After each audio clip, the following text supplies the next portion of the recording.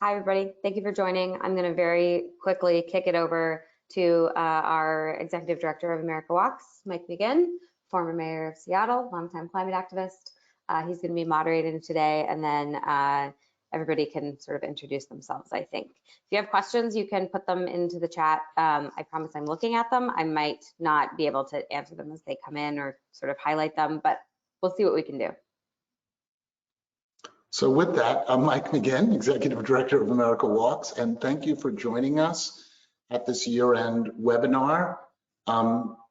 Before we get started, I want to thank the Centers for Disease Control and for their support of this webinar series and our other sponsors. And I'm going to say this at the beginning and end to all of you who regularly attend. Think about making a year-end contribution to America Walks. It really can support our ability to highlight issues and work with local advocates around the country about creating safer, more walkable, accessible, equitable, and inclusive communities, which is our mission. So a quick note about the technology. You should see a control panel on your screen, and there's a question box near the bottom, and that's where you can enter a question, and we'll be on the lookout for them. And so when we get there, Hannah will jump in and try to work through if she sees places where there's a lot of questions coming in or some great questions for the panelists. I'll briefly introduce our guests, and then I'm going to kick it off with a question, and I'm sure you'll learn more about them as they speak as well. Our guests are Robin Hutcheson. She's the Deputy Assistant Secretary for Safety Policy at the U.S. Department of Transportation. Ken Rose, he's the Chief of the Physical Activity and Health Branch of the Division of Nutrition, Physical Activity, and Obesity at the Centers for Disease Control.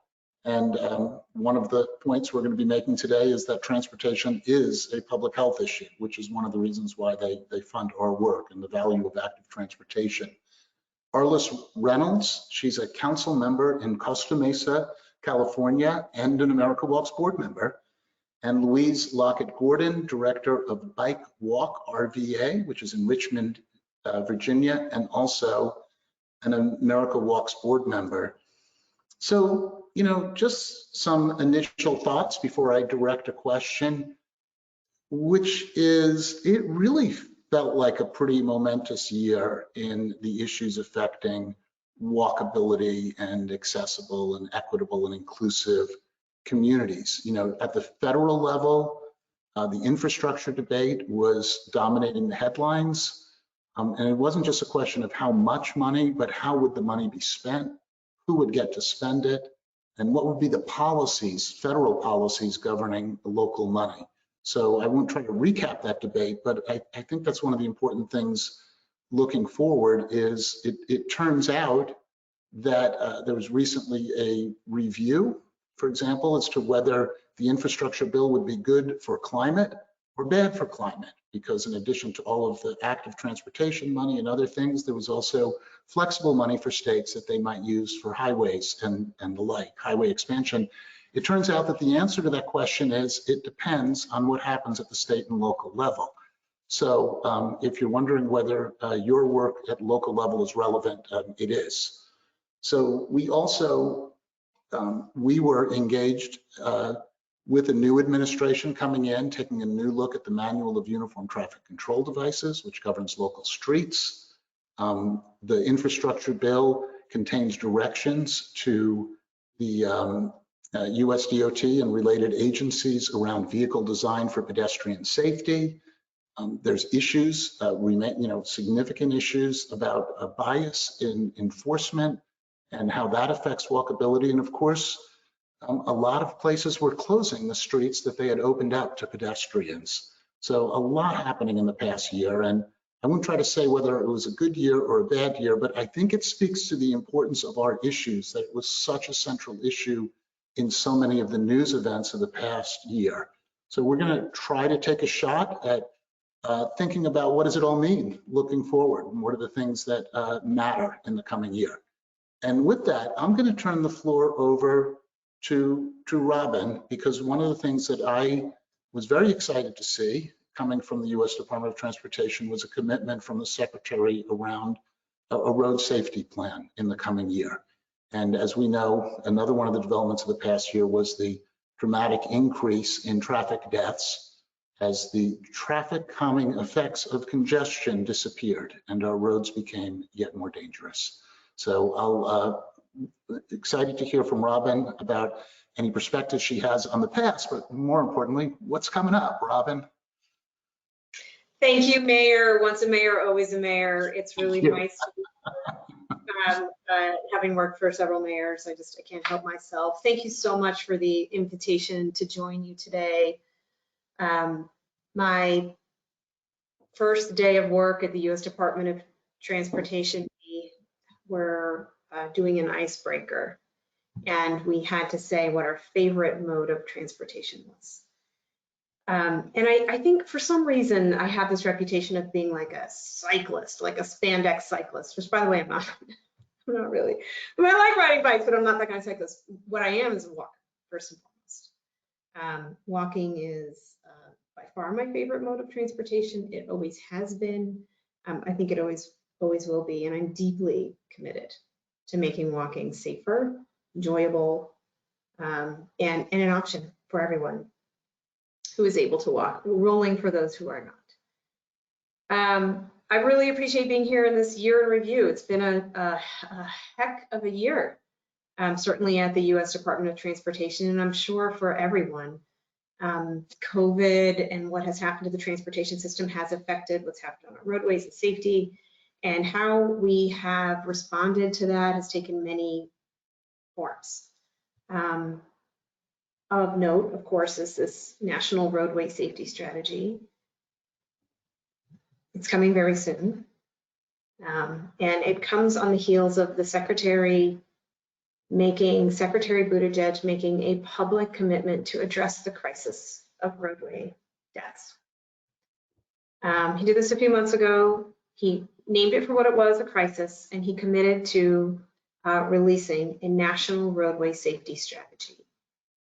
He committed it in January. We're sweating it out a little bit right now. We're going to get there, and I think it's pretty good. But that will set the course for the Department of Transportation and all the commitments that we're going to make. And it is set in the backdrop of policy, of a safe systems policy. There has been some good and significant work out of the Department of Transportation for safety.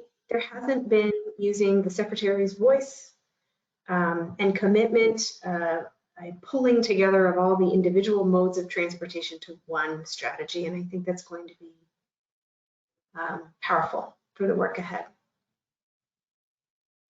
The Bipartisan Infrastructure Law, or what used to be called the BID, the bill, there are a lot of names, the EJA, or there's so many now, gives us tools that we've never had before to address safety, to make walking, biking, rolling more choice modes of transportation. And I'm excited about that. I understand the challenges too with the money and where it's going, but I feel very hopeful that between setting policy, identifying actions, calling others to action, which you're going to hear a lot about in the coming month, and then funding things that we've been wanting to fund and making rules that we've been wanting to make for a long time, having those resources, I think is going to be very exciting for the next couple of years. We are not planning on doing this alone. There is no way the U.S. Department of Transportation can reduce deaths to where they need to be, which no loss of life is acceptable. We will be calling on all of our partners at all levels of government, many of whom are further ahead than we are, I know. We will be calling on advocacy organizations, on research institutions. I could go on and on. We will be calling on our partners to step forward and also take action, and to double down in the way that we're really about to double down on safety. All of this is very safety driven, but at the end of the day, it really is a public health crisis to lose so many lives on our roadways. And there is a conversely a public health opportunity when we make it safer, to make choices that are healthier and benefit people in so many ways. So I will stop there for the moment. I know I'm joined by a colleague that I'm really looking forward to hearing from. We have been working closely with Ken's group long before I joined the DOT. So I will stop there for the moment. Okay, and we'll come back. I think I'm gonna try to get a little more about, you know, what might be coming up. I will turn it over to Ken, because you know, Ken can describe more. We are part of what's called Active People, Healthy Nation, which is a longer term effort by the CDC. So I'll let Ken talk about that and describe to us what they're looking forward to in the coming year as well. Ken. Yeah, thanks so much, Mike. I really appreciate it. It's really great to meet you, Robin, Louise, and Arliss. And I am super excited about where we are in a lot of ways, because it is, I think, a tipping point in our work over a very long period of time.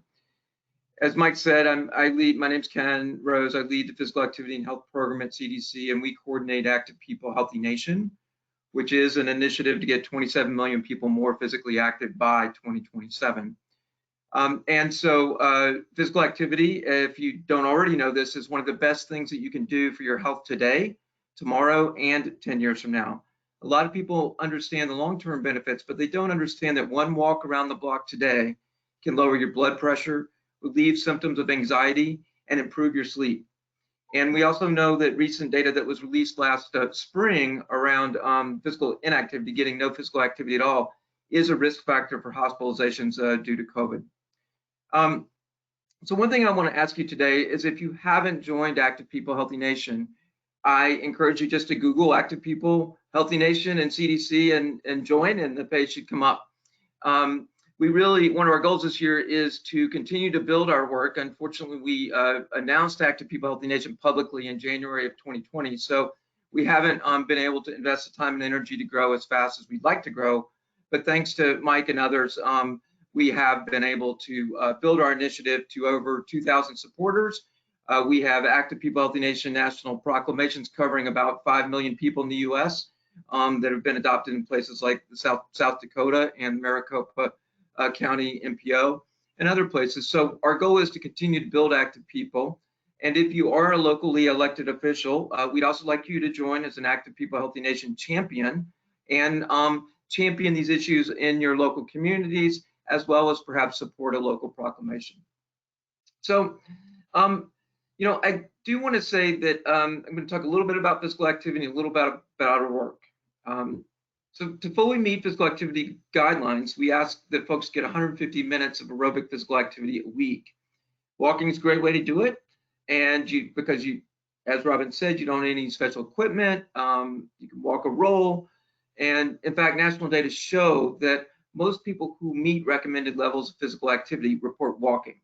But unfortunately, we are still falling way short as a nation, because about 4 in 10 adults are not reaching recommended levels of aerobic physical activity. So why am I here today? Because transportation is a public health issue. CDC recognized this over 10 years ago when it released CDC's recommendations for improving health through transportation policy. These recommendations recognize a range of health impacts that transportation policies have on injuries and fatalities, safer opportunities for physical activity, air pollution, and climate change. And I encourage you to Google that if you want to check those out in detail. For us in physical activity, we are particularly concerned with policies that make active transportation and access to transit safer and more convenient, because it allows people to integrate physical activity into their daily lives. We have signs showing that people who take transit are more likely to meet physical activity guidelines, for example. And as such, walking is recognized as a national priority by the Surgeon General.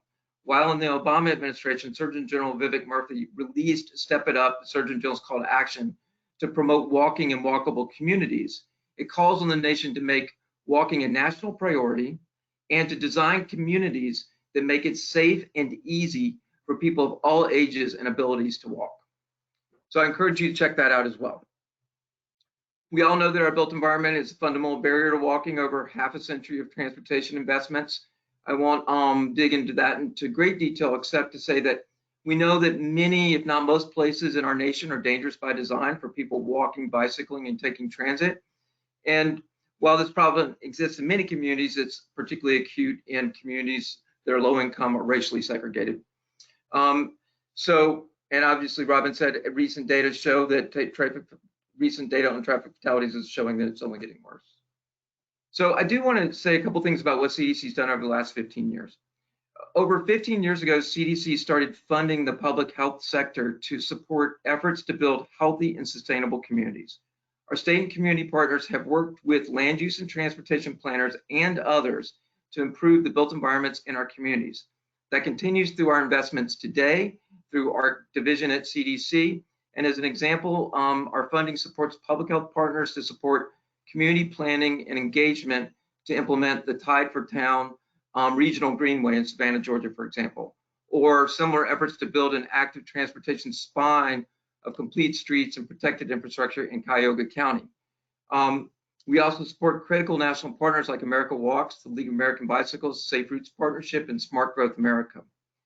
Over the past 10 years, we have supported over 1,000 individual cooperative agreement recipients in over 450 counties.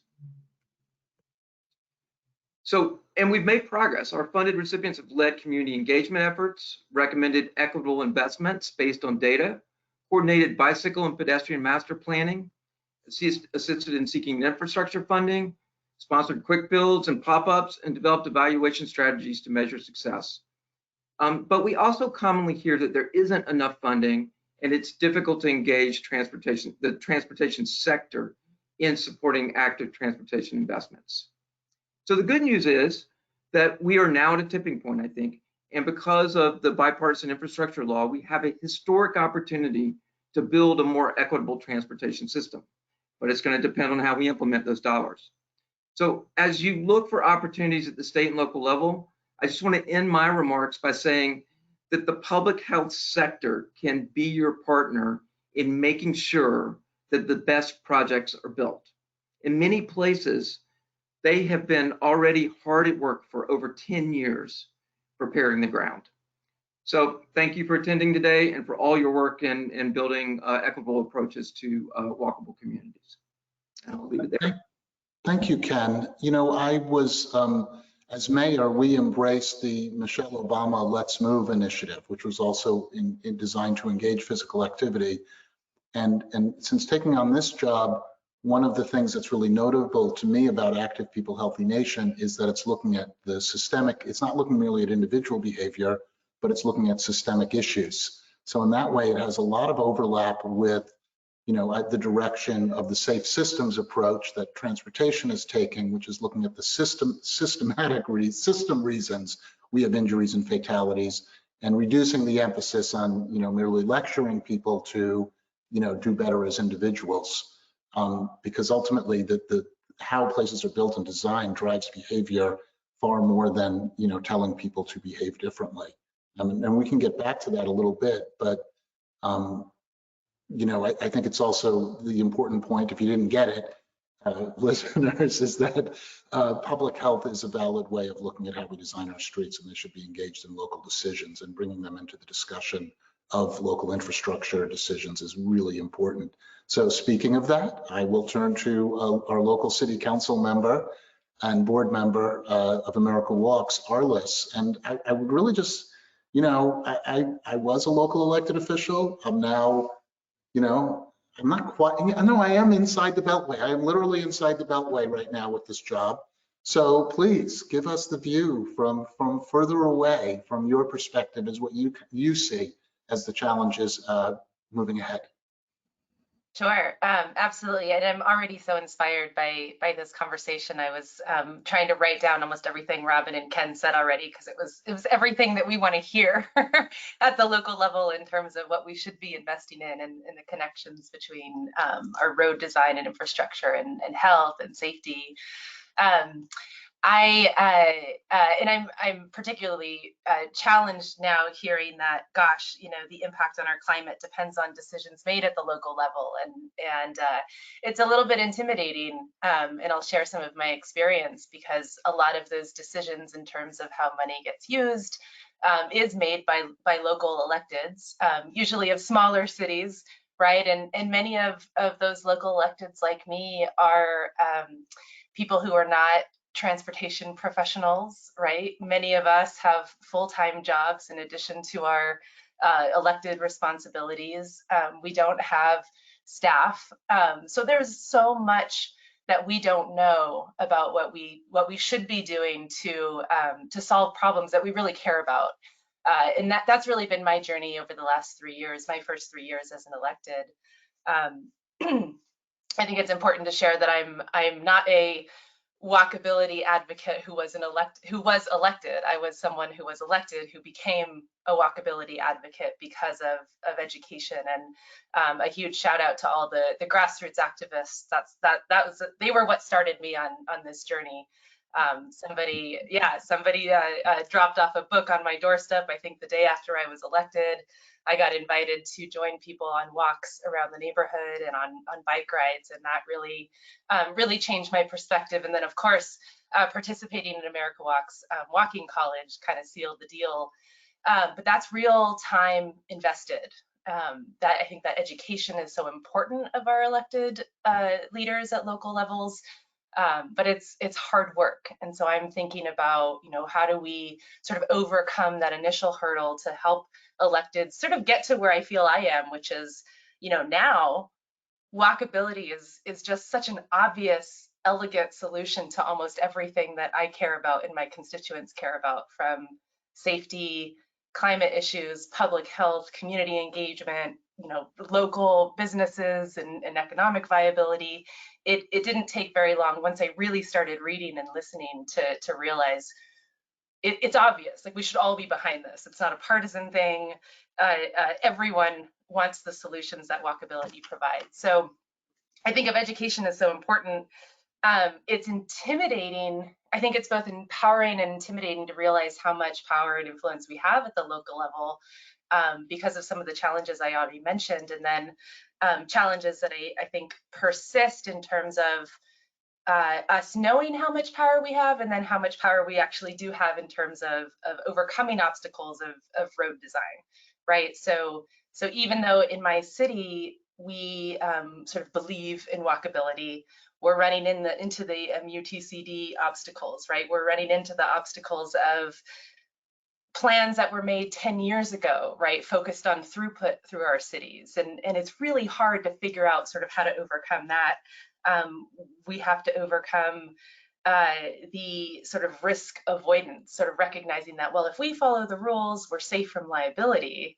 And there's a lot of encouragement from our staff and city attorneys, like, just follow the rules, then then we're safe. So I'm really interested in what can be done at higher levels to kind of unravel those rules a little bit and let us push forward faster on solutions we know to be effective.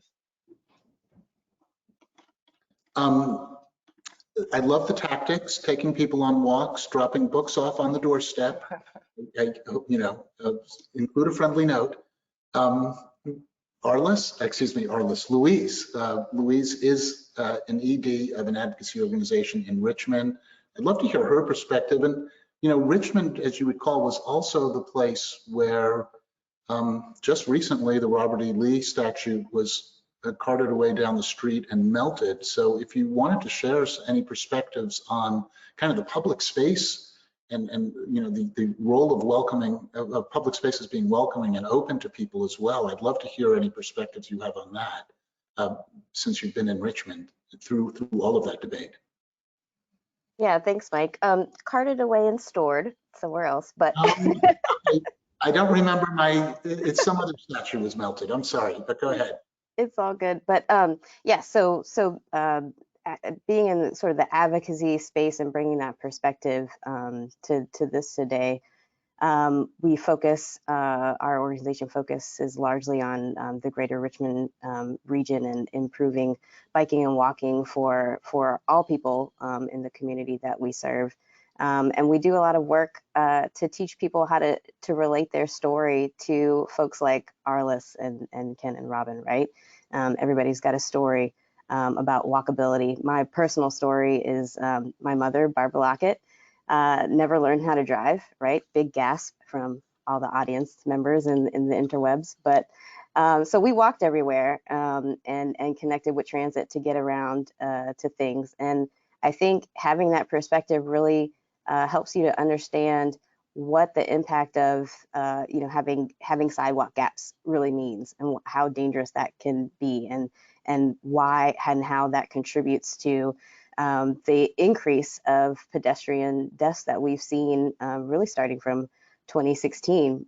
Prior to the COVID pandemic, we were entering an epidemic of pedestrian deaths, and that has continued to increase. And if the bells and whistles hadn't gone off before, I hope they're going off now. And I think we're realizing that we have to do something to address that, not just from a decreasing mortality side, right, but also a thrive side, right? We know that walkable communities are healthy communities that address a lot of the things that Ken was talking about in terms of our physical activity, our mental health, our community health. So I'm very interested in sort of this intersection of health and transportation planning. So very excited to talk with Ken and Robin about that, more about how we integrate health better into how we plan our transportation, which ultimately means better walkable communities. So one of the questions that I almost feel like, just for our audience, I need to say this. One of the things that agency officials face, even mayors face it with city councils, and I certainly face it with dealing with the State Department of Transportation, is you have to recognize that the amount of flexibility that USDOT has is constrained by what the legislature did. So, they are bound to execute the laws, but there's always some amount of flexibility within that, to the extent it's delegated, or to the extent there's abilities to prioritize within that. So that's just a tee up to the question. Given that the infrastructure bill, did not include some of the more ambitious proposals that were in the initial House infrastructure bill about safeguards around climate and safety. But it did indeed have new funding pots for certain items. Other big chunks of money are still flexible money that go to the states. Other ones are grant funded. I'd love to hear from Robin and Ken, as you're looking forward, what is your advice to people about number one, how is USDOT going to approach whatever flexibility it has in these regards, if you can answer that, and what advice do you have for people out there, the local stakeholders who are going to be seeking that money? Robin, I'll toss it to you. Yeah, I'll start with this. First of all, there is a pretty good signal of our values in some guidance, not official guidance, but guidance to states that went out last week from Acting Administrator Pollack. And it recognizes that states have flexibility to use the funds authorized through the legislative action. It also encourages them strongly to think of safety first and consider climate in their decisions. I won't go through the whole thing, it's yours to read, it is a public document. But it is an indication, and it has been getting some pretty good positive reactions out there to show that we want to guide and help states to use the funds to solve some of these really big issues and problems, safety being chief among them. You're right, we are bound to what is in the legislation. Some of it is very good. So the counterbalance on some of that money that is going directly to the states, which is now coming with an effort from the USDOT to ensure its spending on some of the issues we all care about. But it's coupled with some really positive things that came in the legislation. And some of that, there's more than 100 safety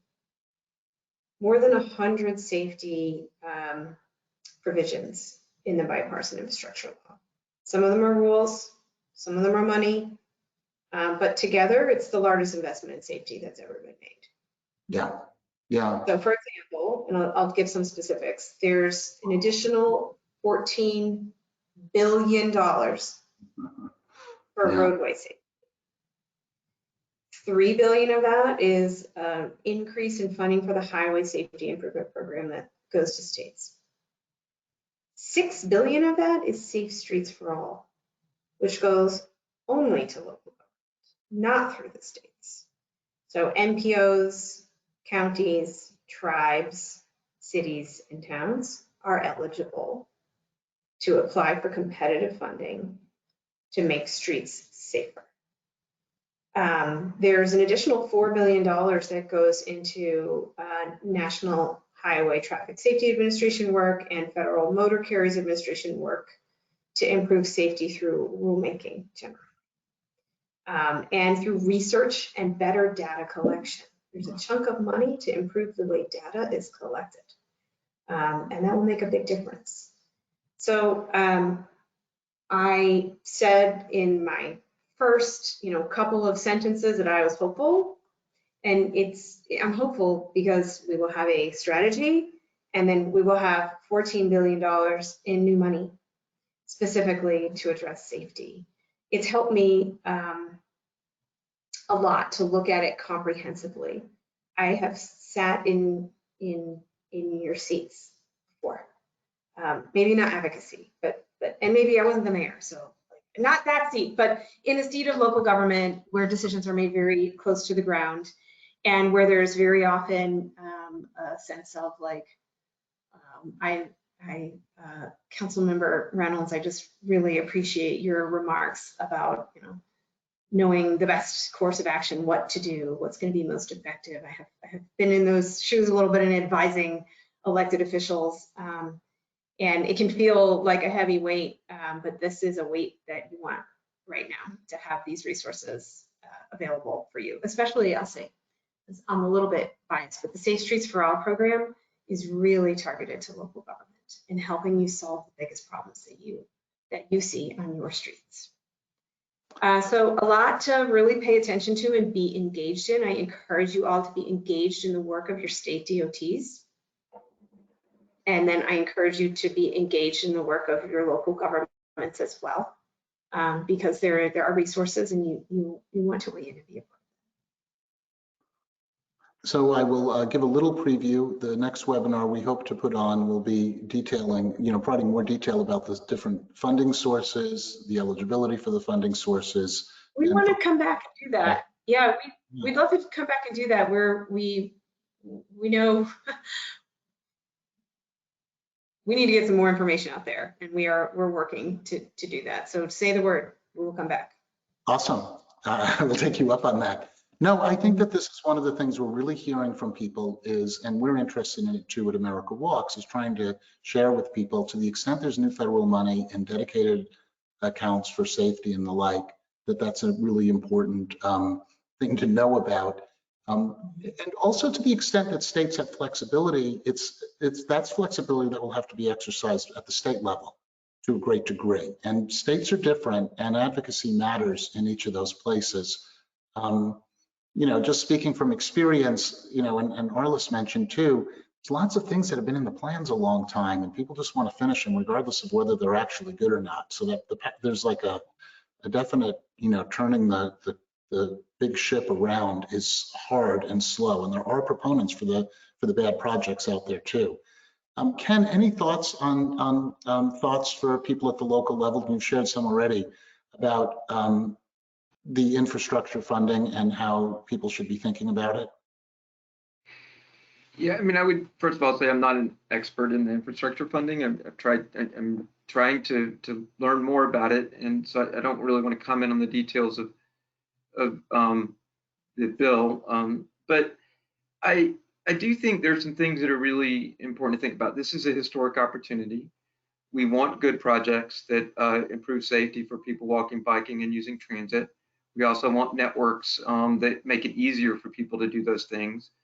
And so, one of the really important reasons why America Walks is one of our close partners is because we want to build grassroots advocacy across the country to support walking.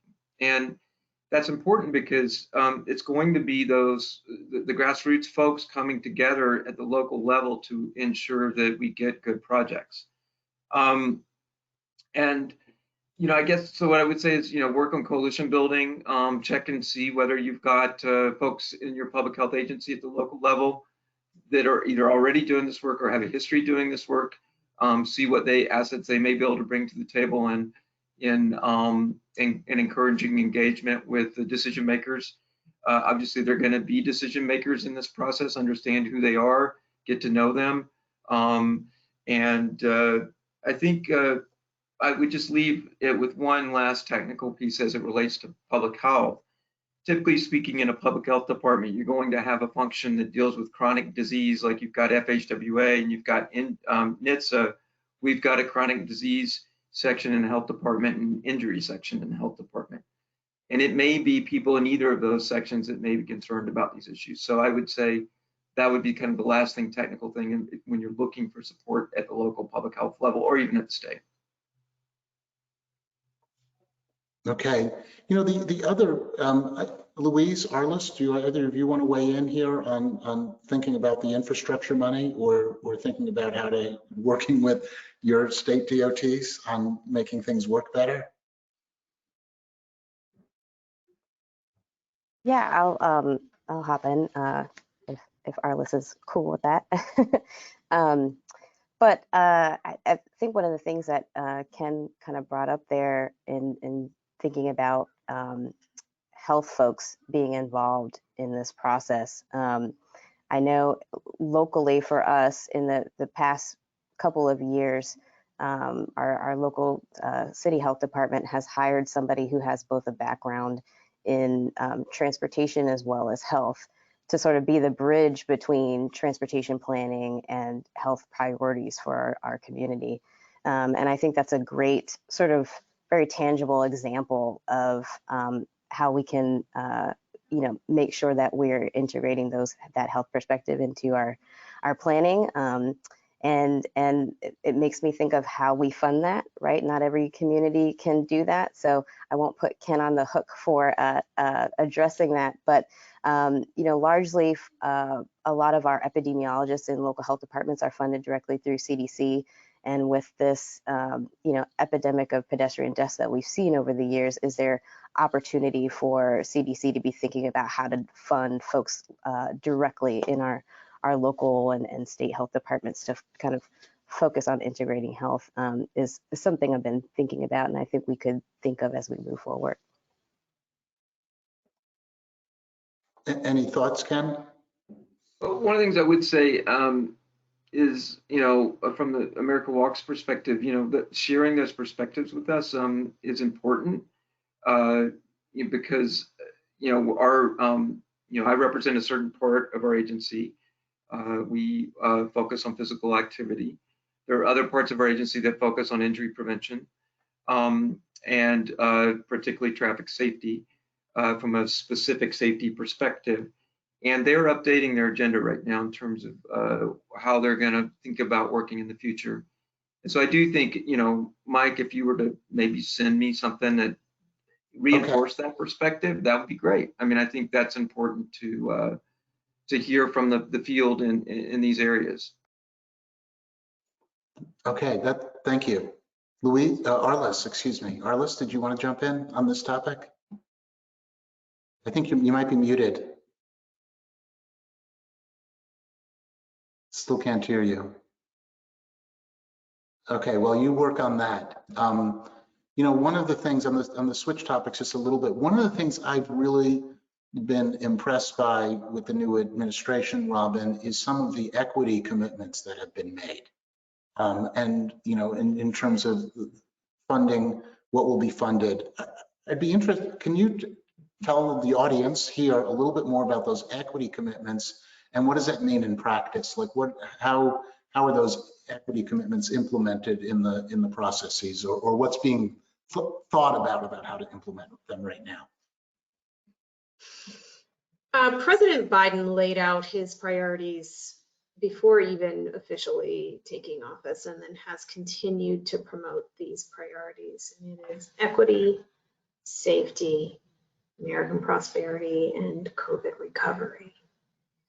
The president has put equity really at the top and has set out a Justice 40 framework.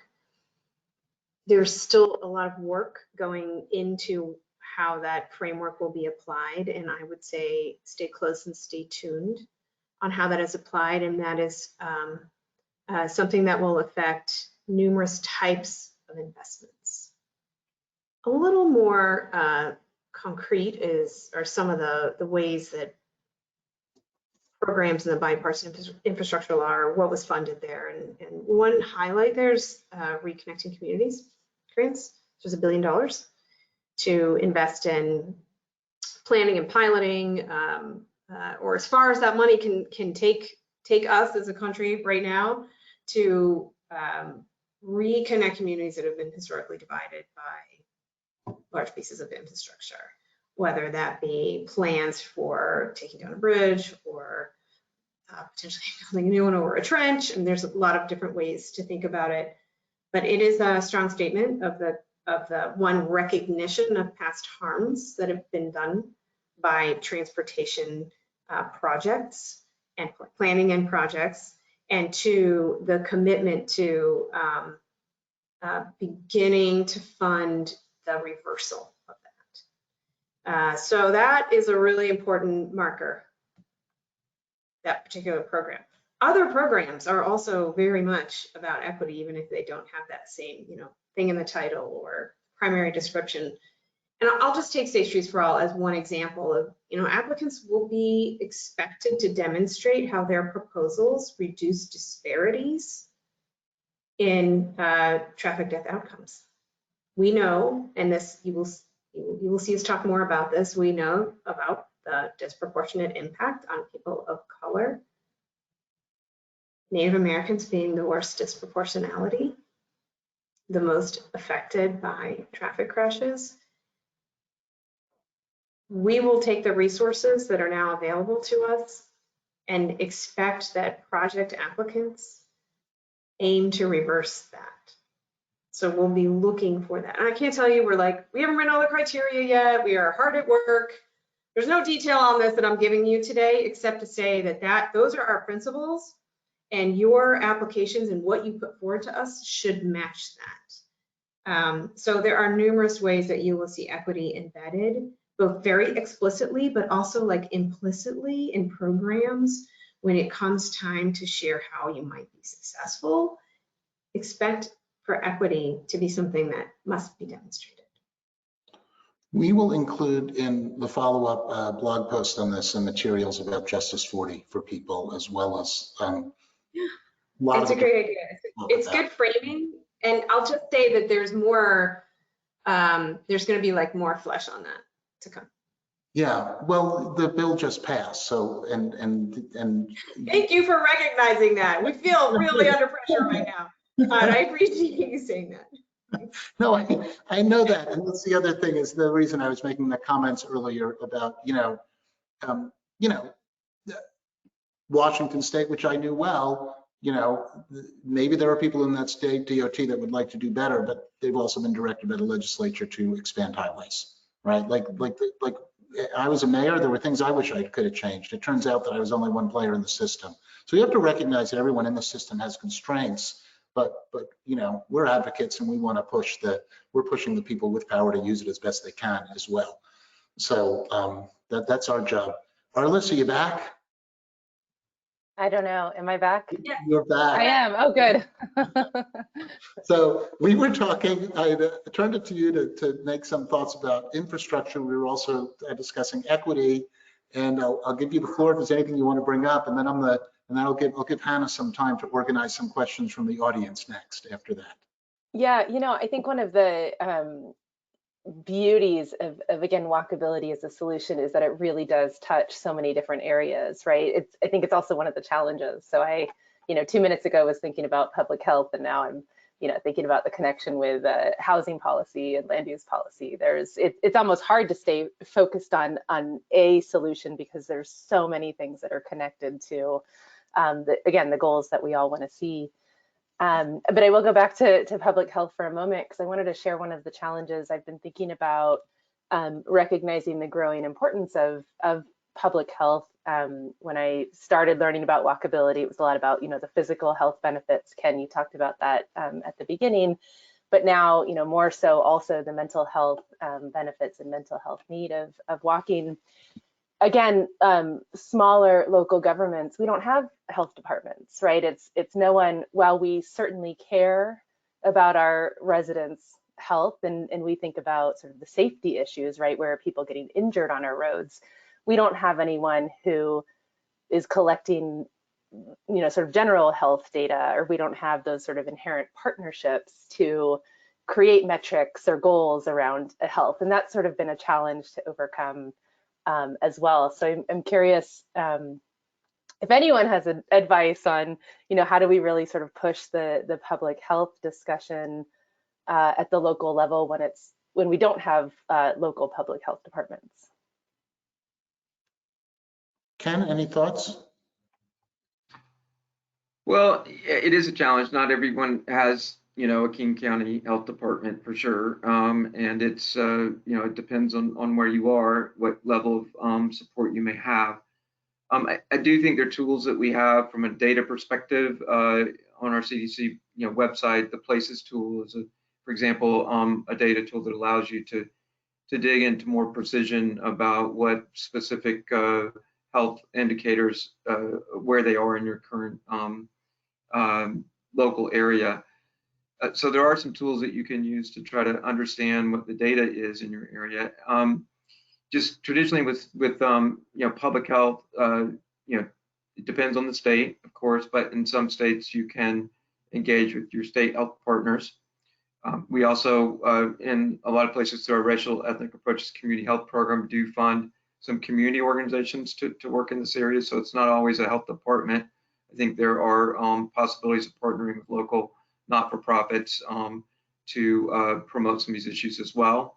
And we fund a group called the Physical Activity Policy Research and Evaluation Network, which is a network of 600 academics that work all over the country. And so there's also a possibility that you can work with some local academics to help you. And whether they're part of the Physical Activity Policy Research and Evaluation Network or not, there are often local university resources focused on public health that you can also look to engage. Yeah, if I had a sort of, my Christmas wishes, I think of the metrics that we're given when we're asked to approve budgets. And the one that drives me the craziest is the one that many in our city are most proud of. It's the PCI, the Pavement Condition Index, right? We want our roads to be as smooth as possible. And that gets a lot of people excited, right? And so I'm always thinking about what are the metrics that we can kind of hold up that are more about how healthy is our community, how connected is our community. So I'm hopeful for that for the coming years. Can I add something here? You encouraged us to add where we needed. Let's talk about PCI for a second. It's a tool and leverage to do other things that you want to do. Every time you improve a street, every time you touch that street, it's an opportunity to make it what you want. So if you have goals on PCI, which some people really do care about, I bet you have constituents that really care about it. Yes, every time you improve a street, you can improve it for every outcome. Right. So it's not necessarily always a bad sure. Just encouragement for you there. I appreciate that. Yeah. It really does speak to this deep challenge, though. And I've just been thinking about this throughout the conversation. Because, we passed a complete streets, as an advocate before I was mayor, we passed a complete streets legislation in the city of Seattle. But a lot of the implementation then gets frustrated, right? Because the law is good, but it's only as good as the enthusiasm for it from the people, who are down in the, kind of the engine room of the Department of Transportation. To some degree, or the oversight from the city council, or the accountability level from the public on it, which, so many of these things rest on public attitudes helping drive change. And, so that's my other reflection on listening to all of this is Narlis mentioned earlier the emphasis on throughput as a metric, and this is something that came up in the MUTCD debate, right? What's our priority? Is it safety or is it vehicle throughput and speed? And by the way, that's still in process, and we're waiting to see what comes back as well. It's another, be another potentially momentous thing for, we believe, in the coming year as it's adapted and implemented in local jurisdictions. So, so much of the discussion is like, what frame do we use to approach our local streets and local land use decisions? Is it a public health frame, a climate frame, an equity frame, or is it a vehicle throughput frame? And unfortunately, a lot of it has been vehicle, throughput, which has race and class and considerations embedded in it, which we don't even think about, and ability versus disability as well. So can I jump in real quickly here? I wanted to highlight a tool that we just worked with the Smart Growth American National Complete Streets Coalition to release called the Complete Streets Benefits Tool. And it is a great way to sort of pull a lot of these different benefits into one place when you're making arguments to support a specific project. It's a project level kind of justification, but it's a nice tool that brings together a lot of different measures that Mike was just talking about. And I feel like we haven't spoken much about safe systems, but I think that this is also another approach, which is, which the administration has signaled that they're adopting, and where you focus on more of an emphasis on the system design and less of an emphasis on individual behavior as a way to make things more safe. So these are all parts of changing the culture around how we're, what are the goals and values underlying our rules and policies, which are really important. I kind of want to get Hannah in here with some questions because we're getting close to the end. So Hannah, do you have anything for us off screen? There you are. We definitely do. We have a lot of really good questions, which I feel like the panel has addressed a couple times over. We do have several questions I'm going to kind of combine about data, specifically how is the new funding data or the funding for new data collection, like sort of how is that being used?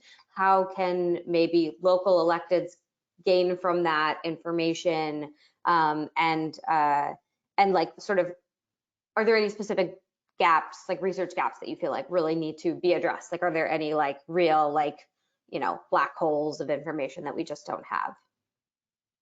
And I would toss that to anyone. I'll start here because I alluded to money in the Bipartisan Infrastructure Law for data collection. I was thrilled that this made it all the way through. It's $750 million that will go in grant funding. What was on our mind was the first thing that was on our mind was this 2-year delay in the fatality analysis reporting system. It's hard to be current in your strategies and actions when your data is typically 2 years behind of when things actually happened. Some states are very current, other states aren't. So this is an effort to bring states to a level of consistency in the data reporting so that the data is more useful to us in real time. It's not only that, it's also going to support more in the way of detailed gathering and analysis. We ask a certain set of questions generally, and it may not be deep enough for us to reach equity goals, climate goals. So adding to the way crash data is collected is also a part of this effort. There's also another little line item, and I honestly do not know how it got in there, but I really like it. So it's just like, everybody be quiet, leave it. It devotes us another bit of money and resources to a collaborative effort between CDC and the Department of Transportation to work together on a more health-oriented database involving traffic crash statistics. So we've got a lot in motion with data. I want to set some expectations around that. The fatality analysis reporting system updates, that takes time. But now is the time to start. So it will be a few years before we're able to really see those benefits because it takes that long to collect good data, analyze good data, use good data. But I'm very, very happy about the emphasis on good data and using good data that comes out of this bipartisan infrastructure Louise. Yeah, I just wanted to add maybe sort of a slightly different direction of thinking about data, thinking about the data that we already have and the case studies that we already have when it comes to how we do transportation planning and getting back to sort of that equity question of how we build that in. Most places use some sort of project scoring metrics to determine what projects get funded and what don't, right? And I think it was a couple of years ago, there were a lot of case studies that came from APHA and Transportation for America on areas, NPOs that were using and integrating health metrics into how they score projects, and therefore more active transportation focused projects, ones that connected more with transit, those got lifted up and funded. And I think that I hope is part of this safe systems approach in thinking about what are the things that how are we scoring projects overall for all of our transportation, and making sure that whether it's something that is mainly focused on vehicular movement or biking or walking or connecting with transit, that health piece is part of that, and that the health focused ones get scored higher. I hope that makes sense. And then my sort of second tandem is, I think it was 2015, USDOT and CDC developed a transportation and health tool to help folks, really assess their transportation network and strategically figure out what they needed to do differently. And so I'm sure this could be incorporated again into that safe systems approach, getting really people to be thinking about those tools. Yeah, thank you for that, because I should have said that too, and I think that those case studies are great. And transportation health tool, I think we heard stories from the field that it helped bring the two sectors together. So thanks for that that shout out. Okay, I'm chasing away my spouse and her sister who are coming in to check out the room. Other questions, Hannah, to share at this point. We are running up against the hour. We often go over a couple of minutes. So if you have another good one, we can do another one, or I can close. Yeah, let me just pose really quickly to each of the panelists. We got a lot of questions about sort of asking for advice, basically like, how do you bring together local organizers? How do you convince your local city of things? How do you convince local DOTs? Sort of that bigger question of like, what do you need to do? And so I'm wondering if each of the panelists had one piece of advice from your lived experience, what is it like? How do you build it from the local level up? That's beautiful. And one piece of advice, and let's go for a sentence or two, not a paragraph or two. And I'll make a nice tight close, and then I'll make an ask of everyone, two asks of everyone. So who wants, and we'll popcorn it. I'm gonna start with Louise, and then you can popcorn it, Louise, call on someone else. Awesome. Two quick things I'll say is one is try to find a local advocacy group that is working on the things that you're interested. It's much easier to sort of push the levers as a group than doing it alone. And the other thing I will say is that your elected officials are people, right? They're not like just somebody off in the distance that is untouchable. They have names. So introduce yourself and tell them what is important to you, because believe it or not, they do tend to listen. And Robin, go ahead.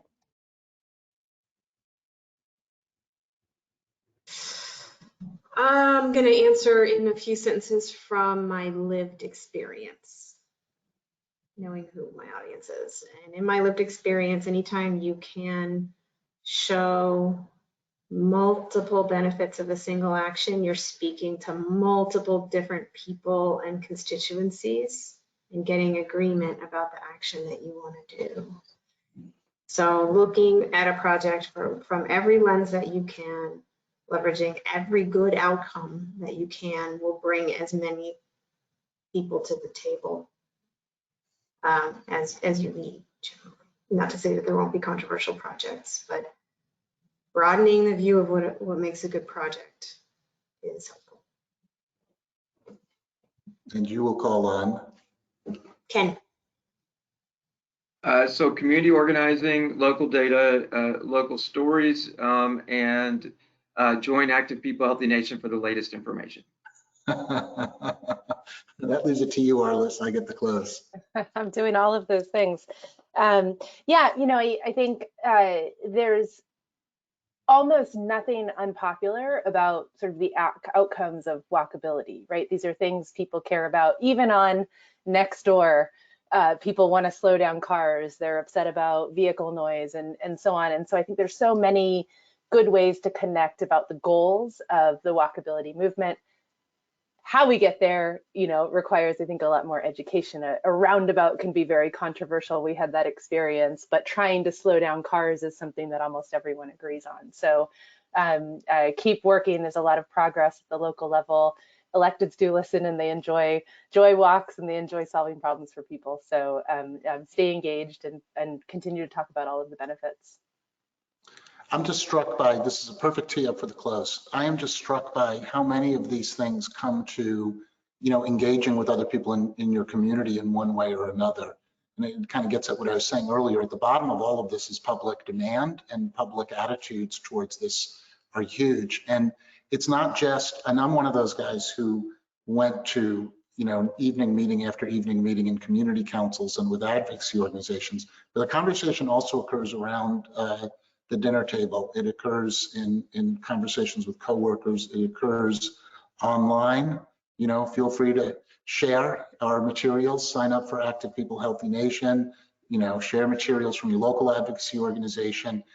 And if you're really feeling just constrained about your ability to put time into any of these things, even in your conversations and in your everyday life, if that's not enough, you can give money to America Walks and we can help spread the word on your behalf.